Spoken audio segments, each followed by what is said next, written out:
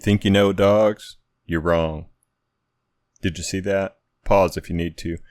That short stare wasn't a lack of interest. That was a risk assessment. That's the face of an experienced animal who's already decided that my impending monologue is less important than that rabbit he'll catch behind the barn later. And frankly, he's probably right. You came out here to the country with a Disney-fied idea of what a dog is. All slobber, wagging tails, and frantic leaps. That's not a dog. That's a city girl's hobby. It's a spoiled lapdog the size of a koozie. A dog food marketing campaign gone wrong. A real country dog is a professional. His first interaction with you isn't about friendship, it's a fact-finding mission. Are you a threat?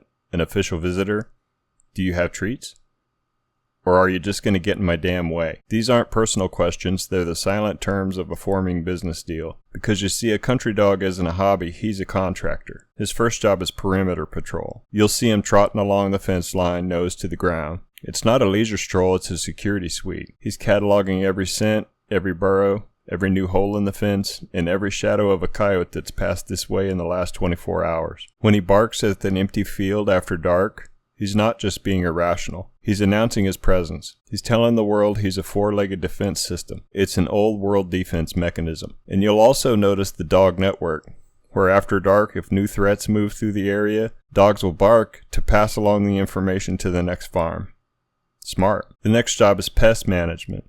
This is where the work gets serious. A city dog will chase a ball or a toy. A country dog is a biological control agent. When he drops a dead rodent or pest at your feet, it's not a gift you're meant to be admiring. It's not something you're supposed to ick out over and throw in the trash. It's a complete work order. It's a successful performance review. The correct response is a calm, approving word and a scratch on the head. Don't be surprised, though, when he takes it out in the yard, lays down, and eats it. All of it. That's his bonus check. Then there's resource allocation. He knows where the best shade is for a nap. He knows which puddle has the freshest water. He knows every secret entrance and exit, including the few you don't. He knows the most efficient spot for a strategic hole. He's not digging out of mischief, he's doing civil engineering. He's creating an optimized microclimate for a hot afternoon or burying a bone for future use. He's placed it equidistant from all his known objectives so he can literally see everything. What you might call destructive is how these dogs unwind. Their hobbies are just a more rugged version of what the pampered pooch in the city does. When the country dog sprints through a pasture with his ears flapping, he's not just playing. That's the canine equivalent of taking a sports car for an open road drive. It's a meditative exercise in speed and freedom. It's like taking a big block truck out on a spin on a backcountry road, and you can't resist punching it just to hear the pipes roar. In the furious pursuit of a moving car on the county road, you think he hates it? Well, maybe he does. But it's also a high-speed dominance display. A ritualistic reminder that the dog, not your rogue piece of machinery, is the rightful authority here. It's a sport. It's an act of affection in a way, really. A very loud, very fast, and very obnoxious act of affection. And listen, do not stop your car. You're just going to compound the problem. He'll gather his buddies around and they'll form a canine tribunal around your frozen Prius. Trust me, it's not his first rodeo. He's calculated his risks. Don't make any unexpected moves or you'll just get the dog hurt, and for God's sake, don't honk. You're just going to make the next encounter even more aggressive. Out here in the country, dogs are partners. They're co-workers.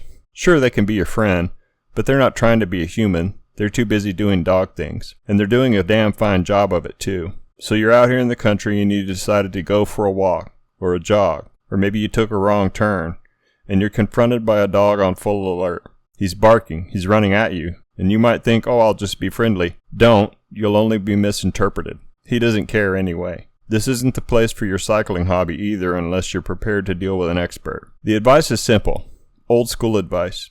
Stand your ground, don't run. That makes you look like a prey item. Look slightly away from him but not directly in the eyes. That's a non-confrontational signal. Let him do his thing. He'll probably run up, circle you a few times, bark a piece, and then back off and size you up. Just act like you belong there, like you have a purpose. Give him a few seconds to assess you. That little bit of patience can save you a whole lot of trouble. If he was in the habit of attacking every stranger, he probably wouldn't still be there. Oh, and one last thing. There's a special place in hell for people who call the sheriff on the neighbor's dog regardless of what he did. Now lastly, if you're on someone's land and the dog attacks you, you had it coming.